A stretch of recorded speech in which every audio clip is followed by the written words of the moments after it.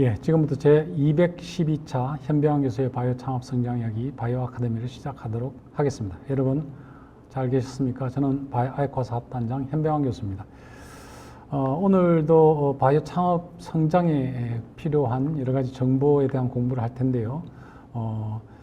이 정보는 정부에서 제공해주고 있는 이 중요한 지금 여러분들은 이제 광고도 없이 무료로 지금 보시는 그런 정보인데요. 주위에서 좀 많이 알리시고 구독해 놓으시면 정기적으로 저희들이 올리니까 보실 수가 있을 겁니다. 그래서 같이 공부하시고 해서 여러분의 기업과 여러분의 업종이 전부 다 성공하시기를 바랍니다. 오늘 공부할 내용은 국내 바이오 제약 산업 현황 및 2030년 글로벌 바이오 산업 전망에 대한 공부를 하도록 하겠습니다. 금년도에 굉장히 좀 바이오 산업이 굉장히 다이나믹하게 어려움과 그 다음에 다시 회생하는 과정들을 거치면서 그런 고통과 그런 부분을 같이 겪고 오고 있고요. 그 다음에 유망 투자 분야도 약간의 진보랄까요? 변화도 있습니다. 그리고 앞으로 저희들이 살아가야 될 2030년도의 글로벌 상황 전망을 통해서 저희들이 어떤 전략을 수립해야 될지에 대한 공부를 할 겁니다. 오늘 공부를 시켜주실 분은요, 유진투자증권의 권혜순 연구위원님이십니다. 권혜순 연구위원님은 바이오 제약업종의 전문 애널리스트로서 2002년부터 지금까지 그 업종을 하고 계신 우리나라에서 아주 바이오 쪽의 대표적인 최고의 애널리스트이십니다. 그럼 오늘 공부를 권혜순 연구위원님을 통해서 하도록 하겠습니다. 안녕하십니까, 위원님? 네, 안녕하세요. 오늘 좋은 정보부터 합니다. 네, 감사합니다. 제가 오늘 준비한 것은 이제 글로벌 바이오 파마의 트렌드와 이 트렌드와 맞춰서 이제 국내 제약 바이오 기업들이 어떻게 변화하고 있는지 그러한 것들에 초점을 둬서 자료를 준비를 해봤습니다. 그리고 저는 아무래도 이제 증권 주식 시장에서 그 기업 가치들을 평가하는 그런 임무를 맡고 있기 때문에 국내외 제약회사들이 어떻게 이제 시장 가치를 받고 있는지 거기에 초점을 둬서 준비를 해봤습니다. 먼저 이제 글로벌 제약 바이오 산업을 한번 보시면요, 제가 적어놨듯이 이제 뉴트럴, 약간 중립적으로 보고 있지만 상당히 그 내부에서는 이제 다이나믹하게 변화가 일어나고 있다라고 보고 있습니다. 뉴트럴하다라는 것은 지금 뭐 약가 인하라는 그런 정책적인 변화는 국내뿐만 아니라 글로벌 시장에서도 지금 계속 압력이 들어오고 있고요. 그러한 이유 때문에 이제 글로벌 제약 바이오 산업이 이제 성장이 약간 멈칫할 걸로 보이고 있지만 실질적으로 그 내부를 들여다보면 뭐 M&A라든지 기술 이전 계약이라든지 그런 변화들이 상당히 역동적으로 일어나고 있어서 뉴트럴하지만 이제 다이나믹하다 이런 관점에서 볼 수가 있습니다. 먼저 이제 글로벌 처방의약품 시장을 보겠습니다. 제약 바이오 산업이 투자자들에게 계속 그 매력적인 산업이다, 중장기적으로 매력적인 산업이다라는 그런 인식을 계속 심어주고 있는 것은 제약 바이오 산업만큼 계속 꾸준하게 성장을 하는 그런 산업은 없다라는 것입니다. 앞으로도 계속 성장을 할 것으로 예상이 되고 있는데요. 그 이유는 당연하게 계속 건강한 삶을 누리고자 하는 그런 그 인간의 욕구는 무한하기 때문에 그에 맞춰서 약가 인하라든지 특허 만료에 따른 약가 인하라든지 이런 것들이 있지만 전반적으로 제약 바이오 산업의 그 성장 추세는 계속 지속된다라는 건데요. 매년 성장이 이루어지지만 그 성장을 견인하는 그런 의약품 영역은 계속 변해왔습니다. 2030년까지 글로벌 처방의약품 시장을 견인할 것은 2021년, 2022년부터 이제 지겹도록 들으셨던 그런 비만 당뇨 치료제의 시장이 지금 글로벌 의약품 시장을 2030년까지 견인해 갈 것으로 보고 있고요. 그 외에는 이제 면역 질환 치료제들이 추가적으로 의약품 시장의 고성장을 견인할 것으로 보고 있습니다. 그래서 2023년과 2030년 대비해서 글로벌 탑셀링 제품들을 이렇게 비교를 해보면 지금 2023년에 작년도 그렇고 올해도 아마 이 의약품이 이 약물이 글로벌 탑셀링 제품으로 될 것으로 예상이 되고 있는데요. 면역 그 항암제로 볼 수 있는 머크의 그 키투르다입니다. 그런데 이 약은 2028년에서 2030년까지 이제 특허가 점차 만료가 되고 있기 때문에 2030년에 되면 탑셀링 제품들이 다 바뀝니다. 아까 말씀드렸던 오젬픽이라든지 그다음 뭐 마운자로, 그다음 젯바운드, 위고비 같은 그런 당뇨와 비만 치료제들이 지금은 글로벌 탑 10 밖에 있지만요. 2030년에는 다 탑 5 안에 들은 약물이고요. 아직 출시가 되지 않았지만 2025년에 출시가 될 것으로 예상되고 있는 노보노디스크의 카그리세마는 2023년에 탑 5 안에 들은 그런 블록버스터 의약품으로 자리 잡을 것으로 보고 있습니다. 그렇게 보면 이제 노보노디스크라든지 그다음 일라이릴리 같은 그런 회사, 두 회사의 약물 한 5개가 글로벌 탑 10 안에 드는 그런 치료제가 되는 것이고요. 그 외에는 아까 말씀드렸다시피 면역질환 치료제인 사노피의 듀피센트, 그리고 에브비의 스카이리치가 글로벌 탑 10 안에 들어오게 됩니다. 지금은 글로벌 탑 10 안에 뭐 스테렐라라든지 다른 제품들이 있지만요. 2030년에 가면 이제 모든 것들의 그 자리가 바뀌게 되고요. 2023년에도 탑 10 자리에 이제 유지를 했고 2030년까지 탑 10 안에 들 의약품은 길리어드 사이언스의 지금 빅타비라고 하는 요 HIV 에이즈 치료제라고 볼 수 있습니다. 그렇게 돼서 그 탑셀링 제품들의 그 순위가 바뀌기 때문에 2023년에 가면 글로벌 바이오 제약 기업들의 순위도 바뀝니다. 2030년에 지금 글로벌 제약 바이오 순위를 보면 이 전망치는 이벨류아 파마라고 하는 그런 전문 기관에서 전망을 한 것인데요. 1위는 노브노디스크, 그다음 2위는 일라릴리가 1위, 2위를 차지할 것으로 예상을 하고 있고요. 아까 이 회사들의 제품이 탑 10 안에 드는 그런 약물들의 대부분을 차지를 하고 있습니다. 근데 지금 뭐 일베일웨이 파마 같은 경우는 노브노디스크가 1위가 될 것으로 예상을 하고 있지만 제가 봤을 때는 일라이릴리의 그 젯바운드라든지 마운자루의 성장세가 노보노디스크의 비만 치료제를 지금 앞설 것으로 보고 있고요. 일라이릴리 같은 경우에는 도나네막과 같은 그런 치매 치료제, 그리고 또 이제 항암제, 면역질환 치료제에서 상당히 포트폴리오가 다각화돼서 잘 짜여져 있기 때문에 제가 봤을 때는 일라릴리가 2030년에 가면 실질적으로 글로벌 탑에 드는 그런 회사가 되지 않을까라고 보고 있습니다. 뭐 과거에 화이자를 생각하시는 분도 있을 텐데요. 화이자 같은 경우는 지금 거의 탑 10에서 끝부분에 들어가고요. 2023년에서 2030년 보시면 순위가 지금 3계단 이상 하락합니다. 그리고 존슨앤존슨 같은 경우도 저희가 이제 얀센, 존슨앤존슨 이런 기억이 있으실 텐데 지금은 매출액 기준으로 해서 글로벌 뭐 1위를 차지를 하고 있으나 실질적으로 2030년에 가면 존슨앤존슨의 주력 품목인 스테랄라라든지 여러 품목들이 지금 특허가 만료가 되기 때문에 존슨앤존슨은 지금 뭐 1위에서 4위로 밀려나게 된 것입니다. 그래서 이거 여기서 좀 더 생각을 해보면 존슨앤존슨이 2018년에 유한양행의 그 레이저 티닙 폐암 치료제의 기술을 도입을 한 것도 중장기적으로 봤을 때 자기네들의 약한 부분을 좀 강화시키기 위해서 유한양행의 레이저 티닙을 가져갈 수밖에 없는 그런 상황이지 않았을까 이렇게 보고 있습니다. 그리고 지금 뭐 키트루다를 글로벌 탑 제품을 팔고 있는 머크 같은 경우에도요. 2030년에 가면은 이제 주력 제품의 특허가 만료가 됨으로써 지금 3, 4위 정도에서 지금 한 5위 정도로 이렇게 밀려나게 됩니다. 그래서 글로벌 빅파마들이 어떠한 제품들을 가지고 있냐에 따라서 이렇게 순위가 2030년에 가면은 바뀔 것이다라는 거고요. 실질적으로 일라이릴리의 지금 지원 대부분의 그 글로벌 제약 바이오사를 지원을 하는 그런 신입사원들도 가장 선호하는 회사가 일라이릴리다. 이런 얘기들이 있습니다. 그래서 항상 잘 되는 쪽에 인재들이 모이기 마련이다. 이렇게 저는 생각을 하고 있습니다. 아까 이제 이렇게 고성장함에도 불구하고 성장률이 지금 한 5%밖에 의약품 시장에서 성장률이 나오지 않는 것은 정부의 약가 인하도 있겠지만요.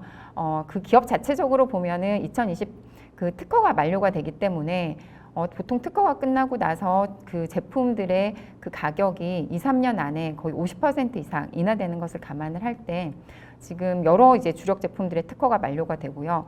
특히 가장 이제 그 타격이 큰 시기는 2028년에서 2030년이지 않을까라고 이렇게 보고 있습니다. 그 이유는 지금 탑 10 안에 들고 있는 머크의 키트루다라든지 그다음 BMS의 옵디보라는 그런 면역 항암제들의 특허가 2028년에서 30년에 끝나고 여러 항암제들의 또 특허가 끝납니다. 이런 면에서 봤을 때 지금 빅파마들 같은 경우에는 자기들의 이제 주력 제품의 특허가 끝나면서 성장 동력을 잃어버리는 것이기 때문에 어떻게든 M&A라든지 그 신약의 기술 도입을 통해서 그러한 성장세를 계속 견인해 나가려고 지금 전략을 짜고 있는 거고요. 실질적으로 2024년 올 초에 JP 모건 헬스케어 컨퍼런스에서 빅파마들의 그 대부분의 그 전략은 우리는 지금 당장은 성장이 약간 정체되었지만 2027년부터 시작해서 2030년까지 꾸준하게 5%에서 10% 이상의 성장을 하기 위해서 우리는 준비하는 과정이다. 이런 것들이 이제 빅파마들이 계속 그 적극적으로 말을 하고 있습니다. 2030년까지 고성장할 치료 영역 분야를 보시면 아까 탑셀링 제품에서도 보셨다시피 과거에 2016년과 2023년에는 성장률이 별로 높지 않았지만 2023년부터 해서 30년까지 가장 연평균 성장률이 높을 것은 이제 내분비 장애와 관련된 말씀드린 위장관계 관련된 것들, 특히 이제 GLP-1 리셉터, 이제 아고니스트 같은 비만 치료제라든지 뭐 당뇨병 치료제 같은 그런 대사질환 치료제들이 과거에는 저성장하는 치료 분야였지만 올해부터 2022년 3년부터 해서는 거의 20% 가까운 성장률을 보이는 그런 분야로 지금 나타나고 있습니다.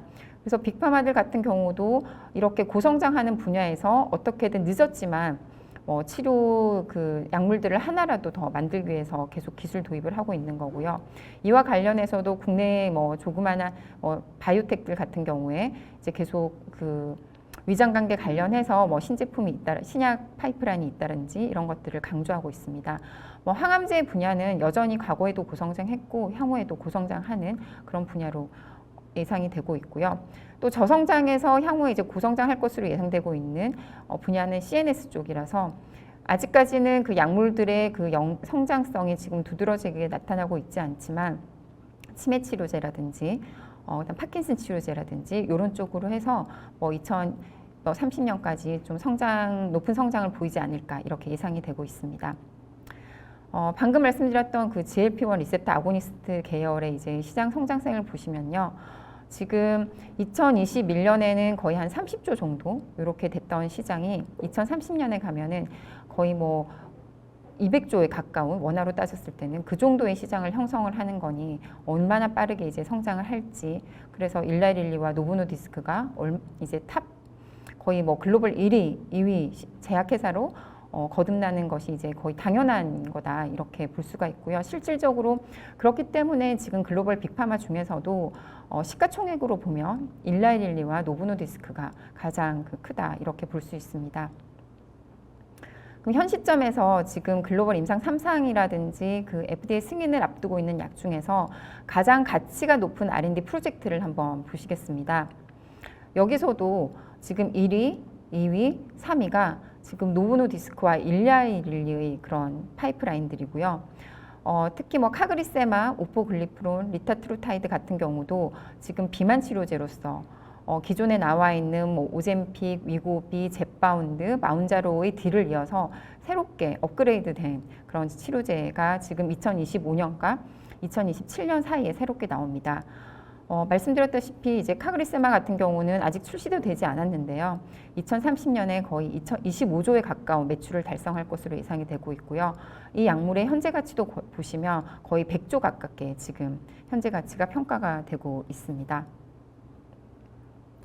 그래서 글로벌 빅파마들은 이러한 계속 성장성을 유지하기 위해서 R&D 투자를 계속 증가시키고 있고요. 이제 그 스스로 자체적으로 파이프라인을 다 확보하기는 힘들기 때문에 M&A를 계속 추진을 하고 있다. 이런 것들을 보실 수 있겠습니다. 이제부터 그 글로벌 제약 바이오 기업들의 시장에서의 평가를 한번 보시겠습니다. 글로벌 주가 동향을 보시면 좀 길게 보시면 글로벌 제약 바이오 기업들의 특히 빅파마들의 주가 지수는 계속 올랐습니다. 하지만 그 코로나 이후에 그 바이오 업체들의 주가 지수는 크게 하락을 했다가 지금 2024년부터 해서는 다시 좀 상승세를 그렇게 보이고 있는 모습이고요. 우선 이제 글로벌 제약 바이오 기업들의 시가총액의 그 수익률을 한번 보시겠습니다.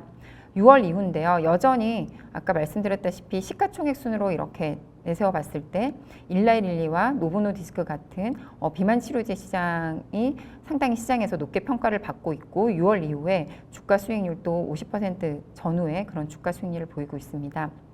여기서 또 놀라운 사실은 국내 제약 그 대형 바이오 회사이죠. 삼성바이오로직스도 보시면은 시가총액으로 삼성바이오로직스가 글로벌 탑 30 안에 듭니다. 거의 21위 정도로 차지하고 있고요.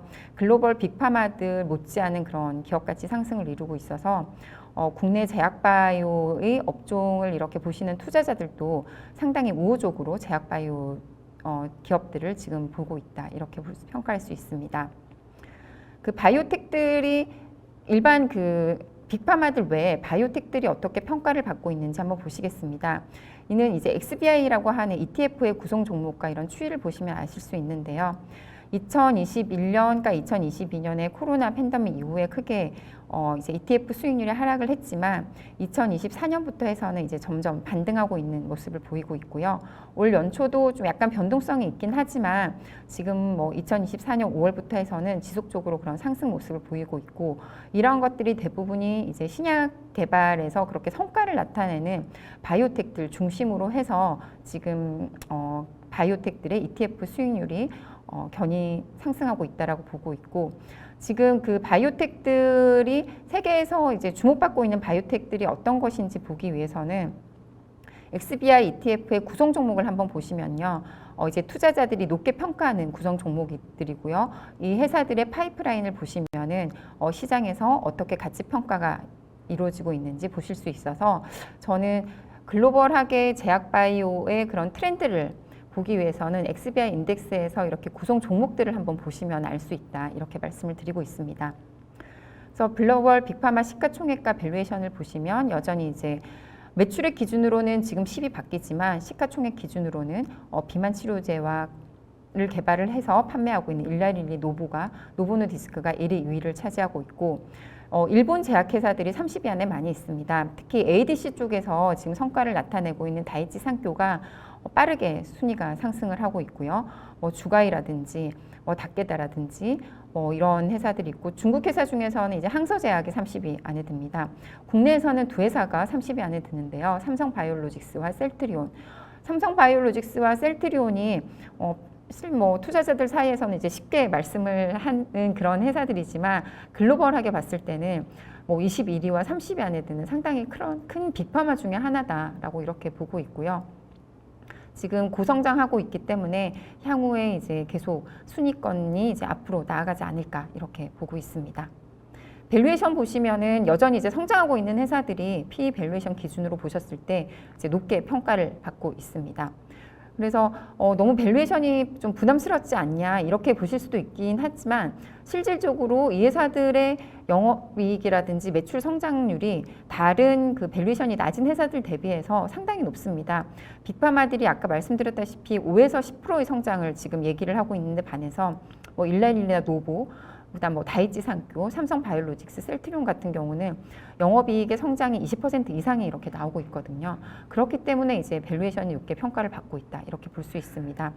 여기는 그냥 참고 삼아 제가 이제 31위부터 70위까지 글로벌 바이오 제약 기업들의 시총을 이렇게 나타냈는데요. 여기서 이제 보실 수 있는 국내 회사는 올해 이제 가장 높은 수익률을 보였던 그런 알테오젠이 머크와의 그 키트루다 SC 제형 확장을 기술 계약 확장을 통해서 기업 가치가 단숨에 상승하면서 지금 60위를 지금 차지를 하고 있습니다. 그래서 알테오젠 또 이렇게 기업 가치가 상승을 한 거 보면 국내에서의 다른 신약 개발 기업들도 점진적으로 글로벌하게 기술력을 인정받아서 100위 안에 드는 회사들이 점점 많아지지 않을까 저는 이렇게 기대를 하고 있습니다. 먼저 이제 그 다음으로 이제 국내 바이오 제약 업종을 보시면요. 옛날에는 이제 안정적인 실적 성장을 보여주는 그런 제약회사들이 투자 매력이 높았지만 요즘에는 이제 투자자들도 약간 리스크를 감내를 하더라도 신약 개발을 중심으로 해서 그런 성과가 나오는 회사들을 더 많이 선호를 합니다.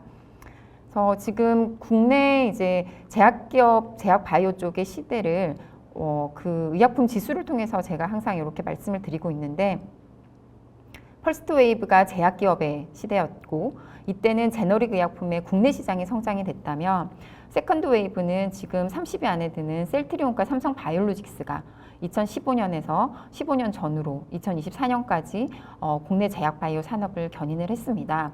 하지만 이제 썰드 웨이브인 올해 2024년은 바이오텍 신약 개발들 중심으로 해서 이러한 그 지수들이 이제 상승을 하고 있고요. 여기에 뭐 유한양행과 오스코텍의 뭐 레이저티닙과 같은 글로벌 신약이 출시가 될 거라는 그런 기대감, 뭐 한올바이오파마, 알테오젠 뿐만 아니라 뭐 리가켄 바이오, ABL 바이오 이런 회사들의 기술 이전 기대가 되면서 지금 국내 제약 바이오 기업들의 뭐 주가 성장 나아가서 그 의약품 지수를 상승을 견인을 하고 있다 이렇게 보고 있습니다. 그래서 실질적으로 올해 2024년에 국내에서 여러 뭐 반도체 여러 업종이 있는데요. 수익률이 상당히 좋은 업종 중에 하나가 제약바이오입니다. 특히 지금 신약 개발사들 중심으로 나와 있는 코스닥의 제약바이오 업종을 보시면은 여기 까만색인데요. 연초 대비해서 지수 자체가 거의 한 30% 정도의 수익률을 보이고 있고요. 지난 2주 전에 큰 폭으로 국내뿐만 아니라 글로벌 그 주식시장이 좋지 않았지만 금방 다시 회복을 했습니다. 그래서 제약바이오 업종들이 상당히 좋은 그런 퍼포먼스를 보이고 있다라고 보고 있습니다. 어떠한 기업들이 좋은 퍼포먼스를 보이고 있냐는 걸 보면 시장에서 투자자들이 어떠한 그 기술과 어떠한 회사들을 선호를 하는지 볼 수 있는데요.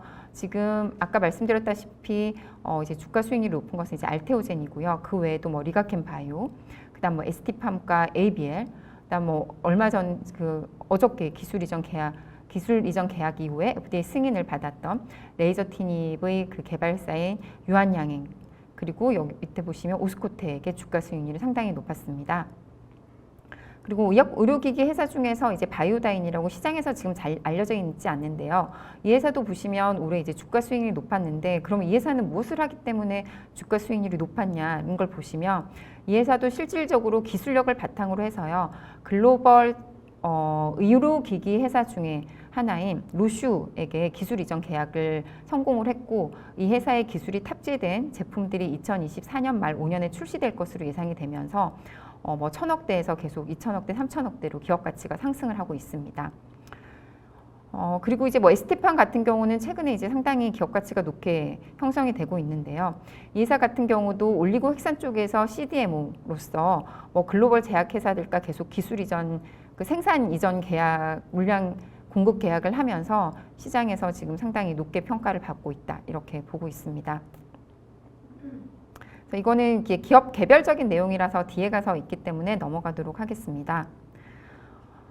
그래서 지금 여기 보시면 글로벌 제약바이오가 올해 상당히 이제 주가 퍼포먼스라든지 투자자들이 관심이 높았던 게, 보시면 유한양행 오스코텍의 기술 이전, 그다음 알테오젠이 연초에 이제 머크에게 추가 기술 이전 계약을 했고, 그다음 내년 2025년, 2026년에는 뭐 HK 이노엔, 한울 바이오파마들의 그 치료제들이 지금 FDA 승인을 받을 것으로 예상이 되면서 제약바이오 쪽에 대한 그런 신약 개발 성과가 가시화될 것이라는 그런 기대감이 상당히 많이 반영이 되고 있습니다.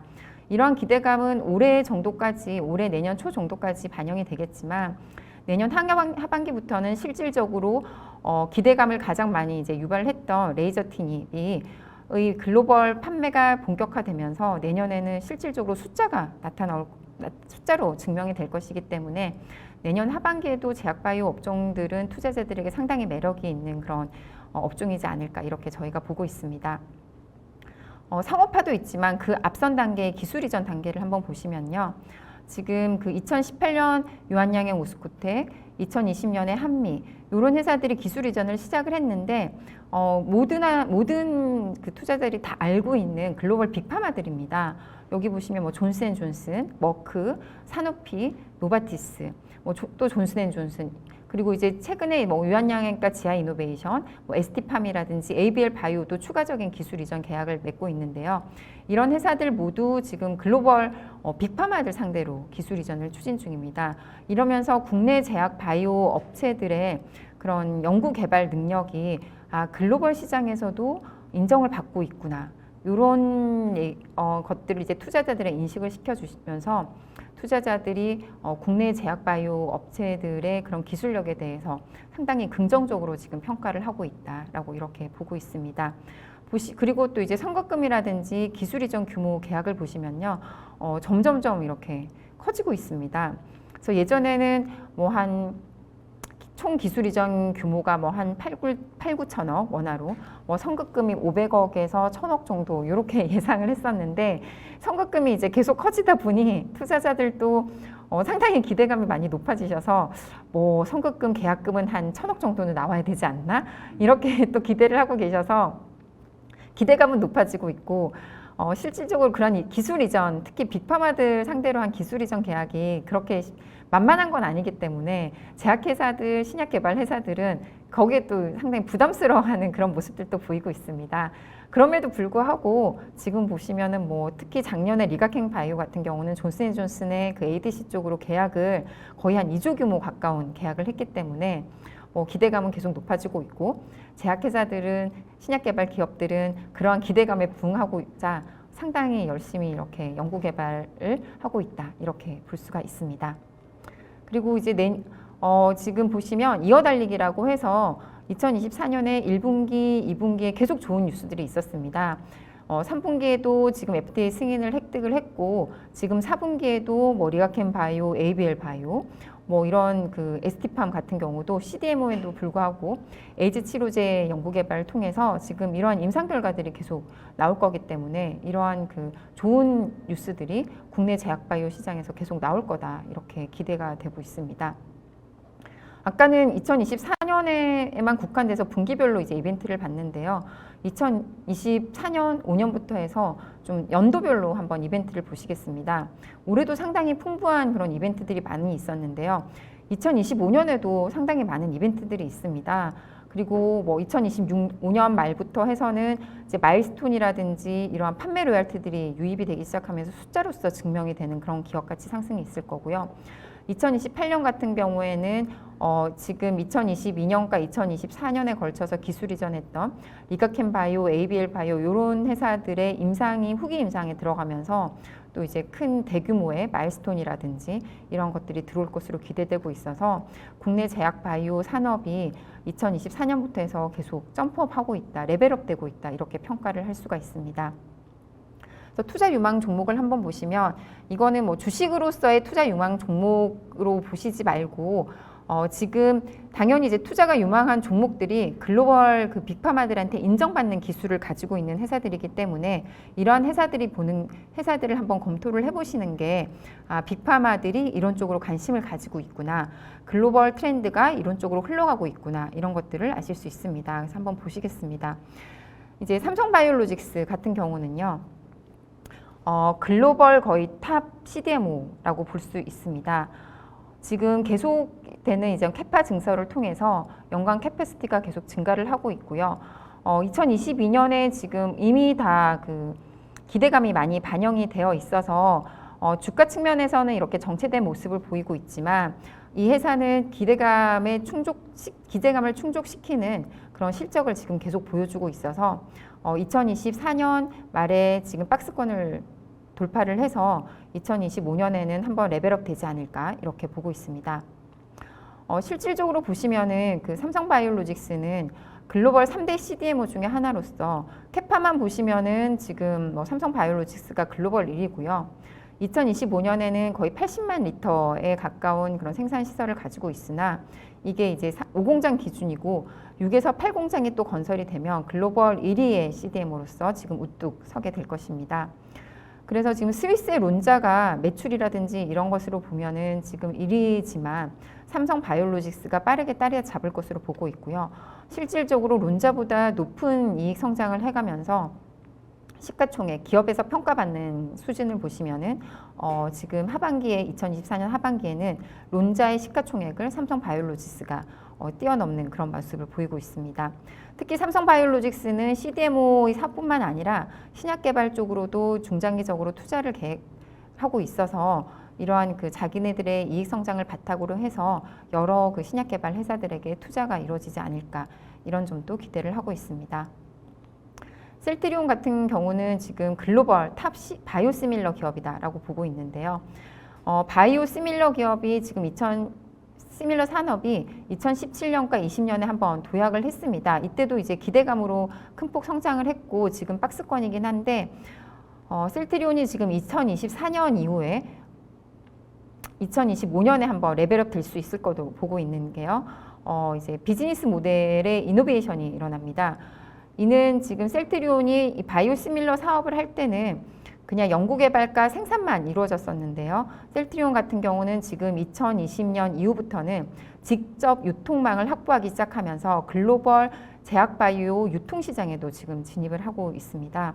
그렇기 때문에 이 회사의 제품 매출이 늘어난다는 것은 마케팅력이라든지 유통 쪽에서도 능력을 인정받는 것으로 평가를 할 수 있어서요.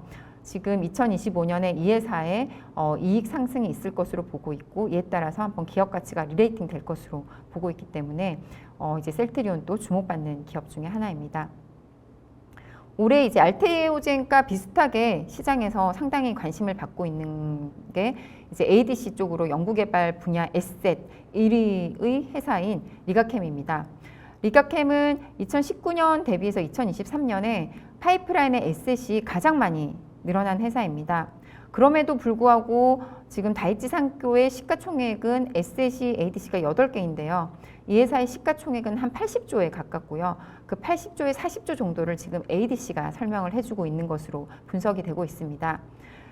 리가캠 바이오는 지금 25개나 되는데 시가총액이 지금 3조를 겨우 넘고 있습니다. 이걸 부정적으로 과거의 그런 트랙 레코드만 보고 이렇게 에셋이 많이 늘어났는데도 기업 가치가 그 정도밖에 되지 않는 게 아니냐라고 이렇게 보시기보다는 기업 지금 파이프라인 전임상 파이프라인이 이렇게 많으니 앞으로 이러한 파이프라인들이 임상 1상 이상 들어가면서 빅파마들에게 기술 이전할 것들이 훨씬 더 많이 늘어날 거고 리가캠 바이오는 다이치 산교의 기업 가치를 계속 쫓아갈 거다 이렇게 평가를 할 수 있습니다. 그런 면에서 이제 리가캠 바이오가 투자자들이 상당히 이제 선호하는 제 1위, 2위의 거의 바이오텍이다 이렇게 볼 수 있습니다. 그래서 보시면 지금 이 회사도 시가총액 1조까지 갈 때는 상장하고 나서 거의 한 6, 7년 정도가 걸렸지만요. 뭔가 기술 이전 계약을 하면서 회사가 점프업을 했고요.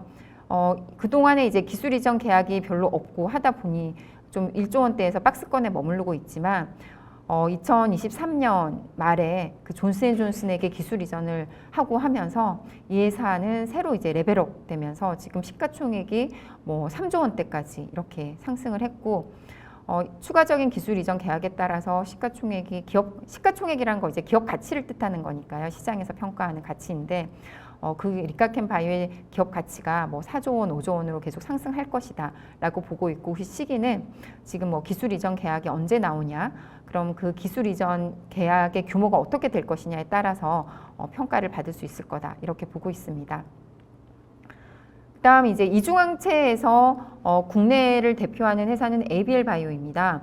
뭐 다들 많이 알고 계시고 그 이유는 이 회사가 2022년에 1월 달에 전임상 단계에서 글로벌 빅파마인 프랑스의 사누피에게 기술 이전 계약을 했습니다.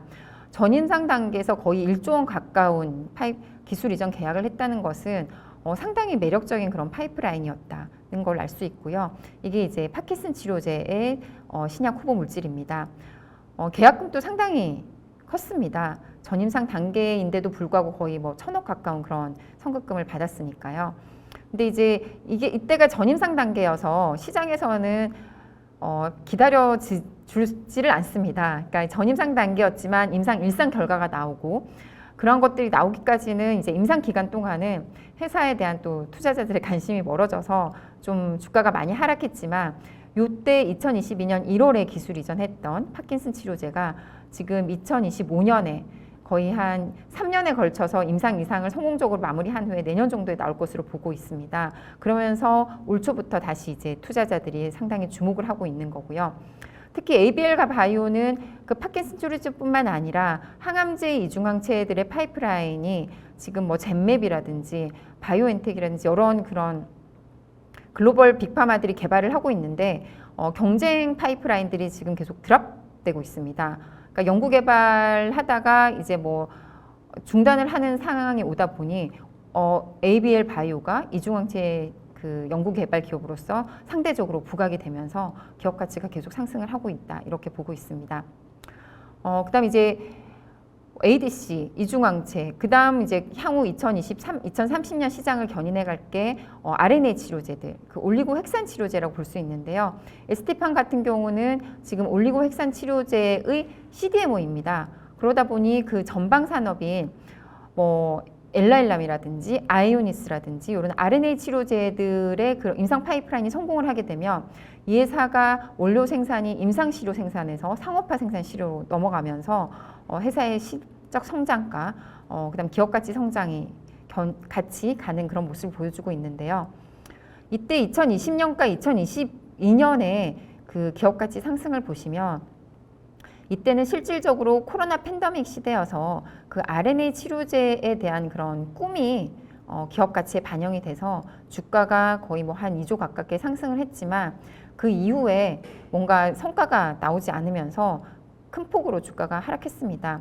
근데 한 2년간의 이제 기업 가치 하락 이후에 뭐 2023년 말, 2024년부터 해서 새로운 기술 이전 그 생산 원료 생산 기술 계약이라든지 이런 것들이 나타나기 시작하면서 ST팜도 다시 시장에서 좋게 긍정적으로 평가를 받으면서 기업 가치가 지금 1조 원대에서 한 2조 원대로 높게 이제 상승을 하고 있습니다. 특히 이제 RNA 치료제들 같은 경우는 희귀질환 치료제들만 개발이 됐다가 지금 노바티스 엘라일람의 렉비오를 시작으로 해서 2026년에 만성질환 치료제 쪽으로 해서 올리고핵산 치료제들이 나오기 시작을 합니다.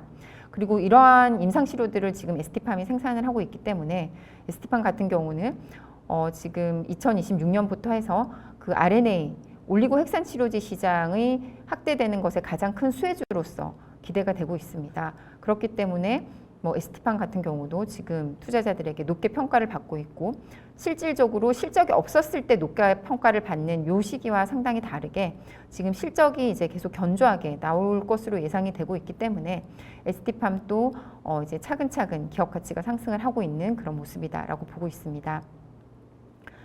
알테오제는 지금 2023년 하반기부터 해서 시가총액 3조에서 거의 한 18조 정도까지 큰 폭으로 상승을 했는데요.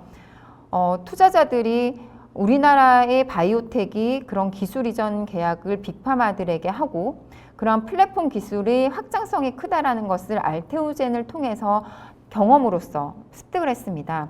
그러면서 알테오젠의 기대감이 지금 좀 많이 반영이 된 게 있긴 하지만 그럼에도 불구하고 알테오젠이 이렇게 기업 가치가 높게 평가를 받고 있는 것을 보면서 국내 다른 바이오텍들도 알테오젠과 같은 그런 기업 상승 과정을 겪을 것이다 라는 것들을 투자자들은 지금 경험하고 있는 그런 과정이다라고 보고 있습니다. 알테오젠은 SC 제형의 기술의 확장성이 상당히 커서 지금 머크뿐만 아니라 최근에는 바이오시밀러 회사인 그 산도즈와도 SC 제형 개발에 대한 추가 기술 이전 계약을 했고요. 지금 ADC 쪽으로도 SC 제형을 적용할 수 있는 그런 추가 기술 이전 계약을 할 것으로 기대되면서 시장에서 여전히 긍정적으로 평가를 받고 있다 이렇게 보고 있습니다. 반면에 이제 제약사들 한번 보시겠습니다.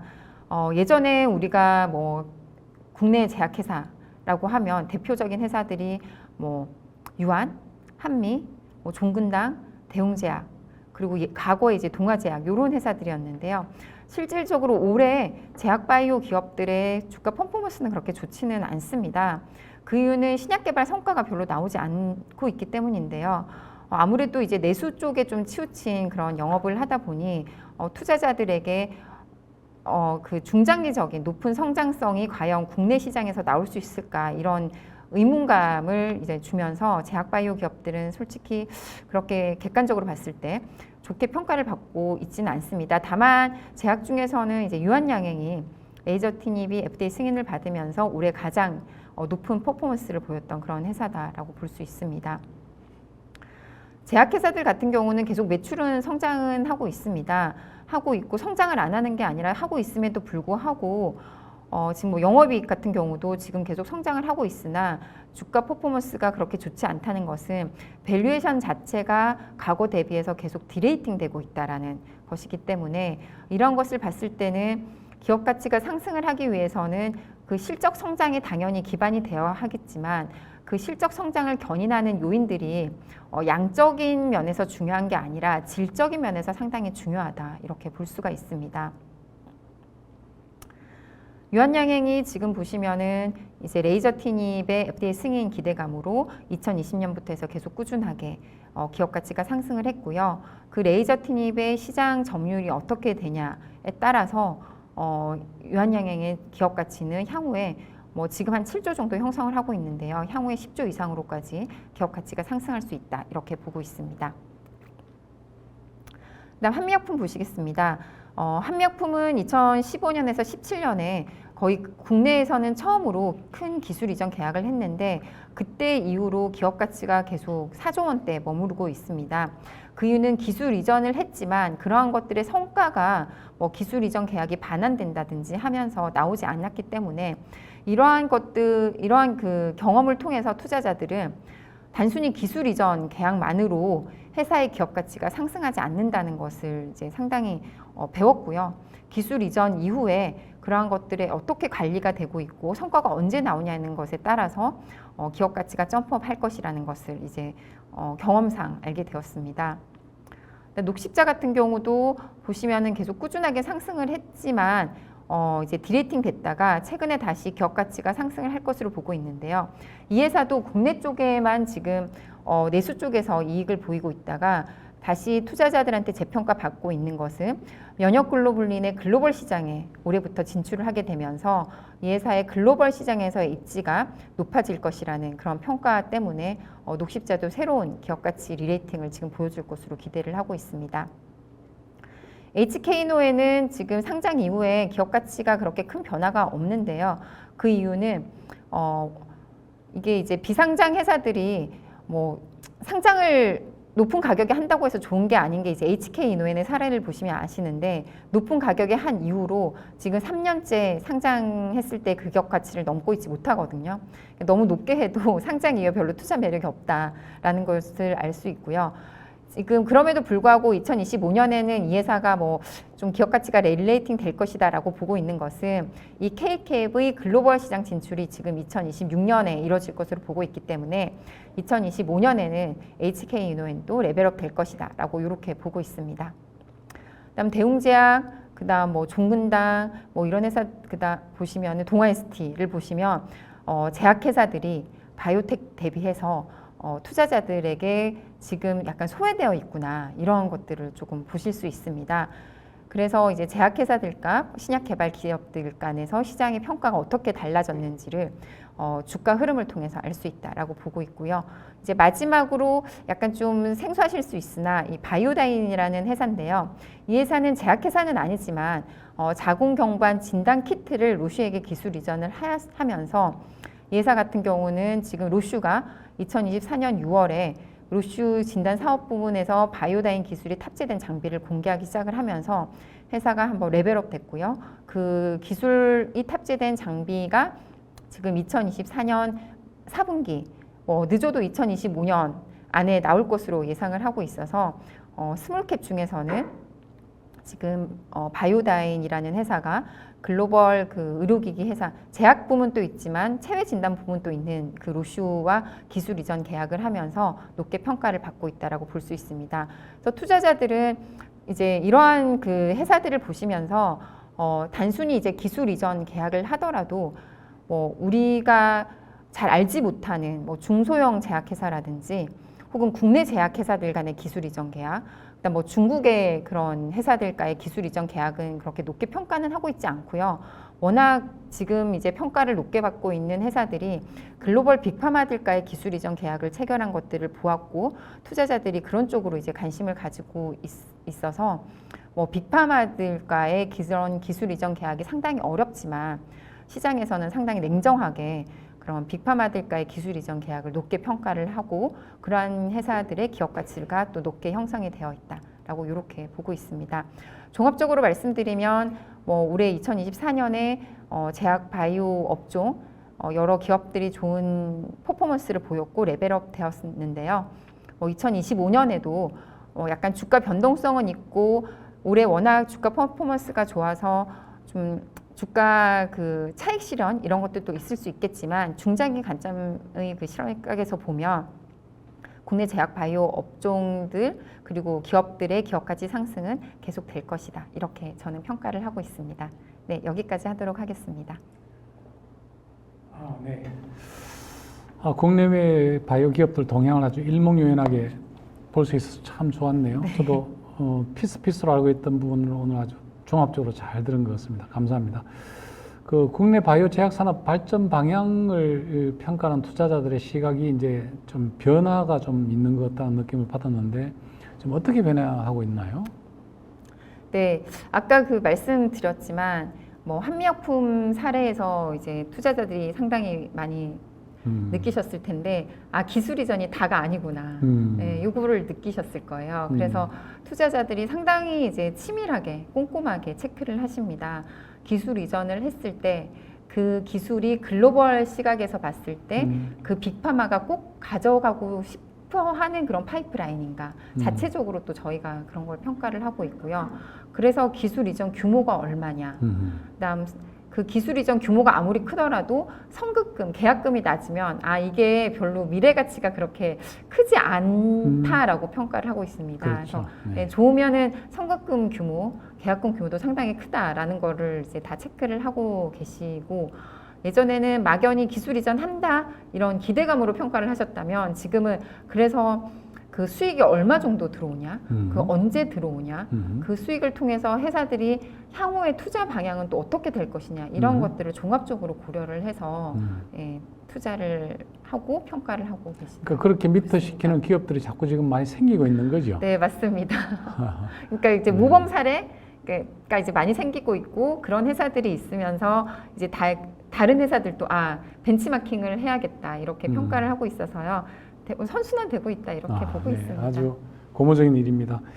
그 투자자들이 바이오 제약 기업들을 평가하거나 투자할 때 가장 중요하게 생각되는 포인트 몇 가지를 좀 찝어주시면 좋겠습니다. 그런 것 평가할 때 가장 중요한 건 이제 기술 이전 계약을 할 때 보면 대부분 빅파마들과 하잖아요. 네. 그렇기 때문에 평가를 하실 때 첫 번째 이제 글로벌 시장에서의 그 기술이 어떤지를 이렇게 평가를 하십니다. 그래서 국내에서 혹은 국내 기업들이 되게 좋다라고 하는 것을 듣지는 않습니다. 그래서 그 글로벌 시장에서 봤을 때 그 기술이 어떤 것이냐는 것을 이제 애널리스트들한테 많이 물어보시고요. 그다음 단순히 뭐 기술 이전을 했다거나 그 회사의 기술을 가지고 있을 때 자체적으로 평가하고 있지 않고요.